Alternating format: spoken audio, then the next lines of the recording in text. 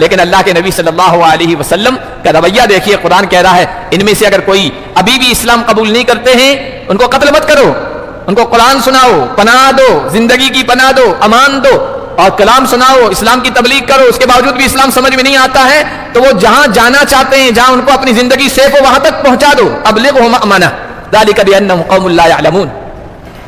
یہ تو اللہ کے نبی صلی اللہ علیہ وسلم ایسے جان کے دشمنوں کے ساتھ معاملہ کر رہے ہیں. کون سے جان کے دشمن؟ جنہوں نے اللہ کے نبی کی بیٹی کو بھی امن نہیں دیا تھا, امان نہیں دی تھی. اللہ کے نبی کے ایک داماد ہیں ابو العاص ابن ربی, حضرت زینب کے شوہر ہیں.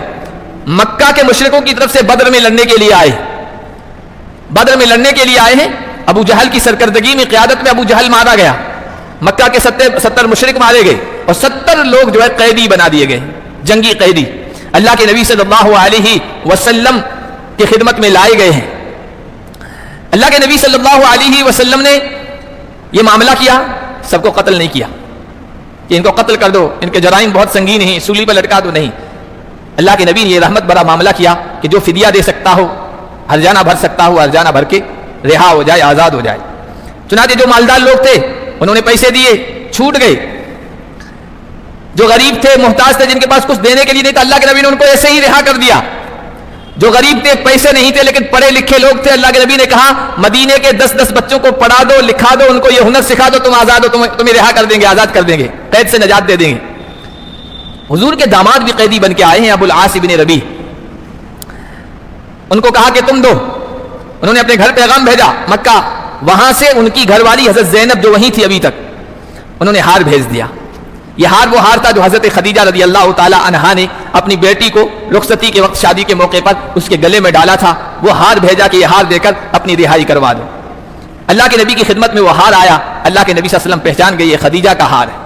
اور خدیجہ کے جو احسانات تھے میں اس سے پہلے بھی کہہ چکا ہوں ایک جمعہ کی نشست میں. اللہ کے نبی پر بھی بہت احسانات تھے, اللہ کے نبی کے صحابہ پر بھی احسانات تھے, اسلام پر بھی احسانات تھے. مکے کی مالدار ترین خاتون تھی, پیسے تھے, تجارت تھی, کاروبار تھا, اپنا سارا پیسہ مسلمانوں پر اللہ کے نبی کی ذات پہ لگا دیا تھا, ضعیف کمزور مسلمانوں پہ لگایا تھا.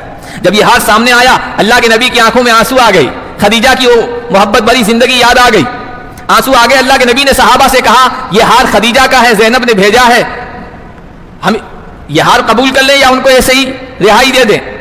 صحابہ کرام رضوان اللہ علیہم اجمعین کو بھی پتا تھا خدیجہ کی کیا قربانیاں ہیں, مسلمانوں پر ان کے کیا احسانات ہیں. انہوں نے کہا یا رسول اللہ ہماری جان ہیں آپ پر قربان, ہماری عزتیں آپ پر قربان, یہ بھی کوئی پوچھنے کی بات ہے؟ یہ تو خدیجہ کے احسانات کا معمولی سی بدلہ ہے کہ ان کا ہار واپس کر دو, ان کو ایسے ہی رہائی دے دو. ابو العاص کو صحابہ کے کہنے پر اللہ کے نبی نے ایسے ہی چھوڑ دیا, ہار بھی واپس کر دیا. ایک وعدہ لیا, ابو العاص جب تم مکہ پہنچو تو میری بیٹی کو روانہ کر دینا, یہاں مدینے بھیج دینا. ابو العاص مکہ گئے, اللہ کے نبی کا وہ وعدہ معاہدہ یاد تھا. اپنے چھوٹے بھائی کنانہ بن ربی کو تیار کیا, اونٹ تیار کیا, ہودج جس میں عورتیں پردے کے ساتھ بیٹھتی تھی وہ تیار کیا, زینب کو اس میں بٹھایا. اپنے چھوٹے بھائی کو روانہ کرتے وقت ایک جو ہے کمان اور تیروں سے بھری ہوئی تھیلی دے دی کہ اگر کوئی معاملہ اس طرح کا پیش آ جائے تو تمہاری حفاظت کے لیے کام آئے گی. اونٹنی لے کر وہ روانہ ہوئے دن دہاڑے, دن کی روشنی میں, اور روانہ ہو گئے مدینے کے جانب. مکے والوں کو پتہ چل گیا ہے اس طرح نبی کی بیٹی دن دہاڑے ہماری نگاہوں کے سامنے چلی گئی, ہماری تو ناک کر جائے گی, کیسے ان کو جانے دے دیا. مکہ کے مشرک بتوں کے پجاری پیچھے پڑ گئے, زوتوا نامی جگہ پر پہنچ گئے, وہاں پر وہ پہنچ چکی تھی. سب ان کو پکڑنے کے ارادے سے. ان میں سے ایک مشرک تھا, حبار ابن اسود نام تھا, بڑا بدبخت تھا. اس نے نیزہ پکڑا, حضرت زینب جس اونٹنی پہ سوار تھی یا اونٹ پہ سوار تھی اس کو مارتا تھا, بدکاتا تھا, بھگاتا تھا, اور اتنا بدکایا کہ اونٹ بہت زیادہ بدکا. حضرت زینب اونٹ سے گر گئی. اس وقت حضرت زینب امید سے تھی, حاملہ تھی, پیٹ میں بچہ تھا, گرنے کی وجہ سے بچہ بھی ضائع ہو گیا, ختم ہو گیا. مکہ کے مشرک وہاں جمع تھے. پیچھے سے ابو سفیان آ گیا. حضرت ابو العاص کا چھوٹا بھائی جو کنانہ ساتھ میں تھا وہ اونٹ سے اترا, تیر کمان سنبھالے. اگر کوئی اب میرے قریب آیا تو اس کی زندگی کی خود کی ذمہ داری ہوگی, میں کسی کو چھوڑوں گا نہیں. تو ابو سفیان کہنے لگا کنانہ تم قریش کی غیرت کو, مکہ کے لوگوں کی غیرت کو اس طرح چیلنج کر رہے ہو. تم دیکھتے نہیں ہو کہ نبی کی بیٹی دن دہاڑے مدینے جا رہی ہے, ہماری تو ناک کر جائے گی, لوگ کہیں گے دیکھو ان کو پتہ ہی نہیں چلا, ہماری رسوائی ہو جائے گی, اس لیے ان کو واپس لے چلو. اس کے بعد چپکے سے تم لے کے چلے جانا, دن دہاڑے ہم نہیں لے جانے دیں گے. چنانچہ کنانہ حضرت زینب کو واپس لے کے آیا.